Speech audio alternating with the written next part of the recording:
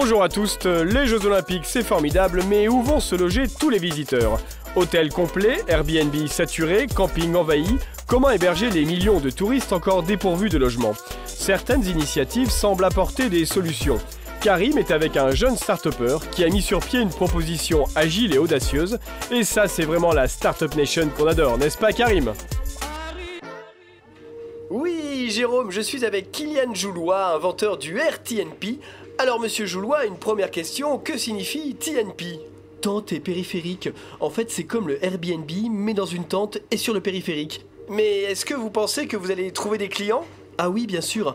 Ce qu'on propose, c'est pas seulement un hébergement en fait. C'est une expérience totale, 360. C'est comme les yourtes à la campagne, les cabanes dans les arbres ou les tiny houses. Sauf que là, la yourte, c'est une tente igloo et la campagne, c'est Port de la Chapelle. Mais c'est idéalement situé à 2 pas de l'Adidas Arena.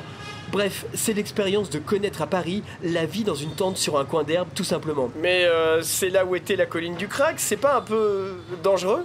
Ah bah c'est sûr que c'est une immersion, hein. C'est forcément intense. Il faut imaginer le frisson qu'on ressent quand on sait pas si on va se faire dépouiller dans la nuit par une cracos édentée. Ou la poussée d'adrénaline quand on risque d'être violé par notre belle police républicaine. Vous êtes en relation avec le 17 Police Secours. Votre numéro de téléphone est identifié et votre communication sera enregistrée.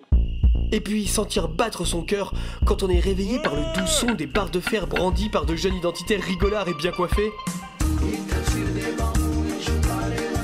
Ça n'a pas de prix. Surtout pour 1500 € la nuit.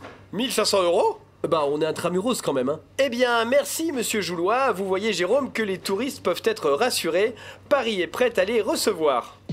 Merci Karim, mais comment les Parisiens vivent ces Jeux Olympiques? Pour répondre à cette question, Cosme s'est rendu dans un appartement parisien. Cosme, est-ce que vous nous entendez?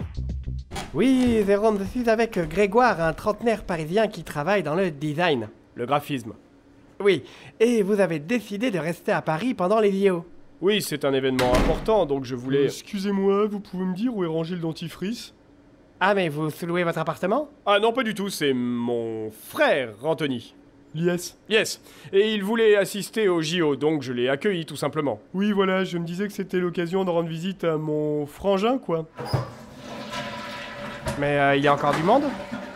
Oui, c'est la famille d'Anthony. Yes. Yes, oui. Qui a voulu assister aux Jeux Olympiques. C'est ça, oui, je suis venu avec ma femme. Ce vieux monsieur japonais, c'est votre femme? Oui, alors, ma femme n'a pas le droit d'être un vieux japonais? Voilà, Jérôme, vous voyez qu'il est possible de continuer de vivre à Paris, même pendant les JO. Et du coup, il est où le dentifrice? Merci Cosme. Allons voir comment ça se passe dans l'hôtellerie où certains établissements profitent des Jeux Olympiques pour augmenter leurs tarifs. Joris s'est rendu dans un hôtel. Joris, est-ce que vous nous entendez? Oui, Fabrice, je suis actuellement à l'hôtel des Jardins Fleuris de Paris avec son gérant Stéphane.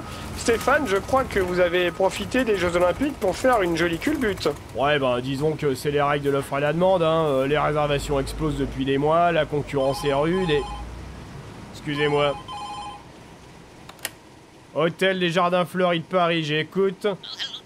Yes, of course, we have a room. Alors, listen to me. It is not really in Paris, hein. It's in the Grand Paris. Do you know Garges-Gonesse? Just near Charles de Gaulle, hein. Bah oui, the airport, not the porte-avions, il est con ou quoi? So, one room, two people, 4 nights, breakfast included, so it's 5,000 euros. Bah, it's expensive, you make me laugh. First, it's not a Formula 1, hein, and do you know the prices of the other hotel? Voilà, Jérôme, c'est la preuve que les touristes peuvent encore se loger à Paris, ou pas loin, durant les JO. Merci, Joris, c'est la fin de ce journal, on se retrouve demain. À suivre sur Arte Radio.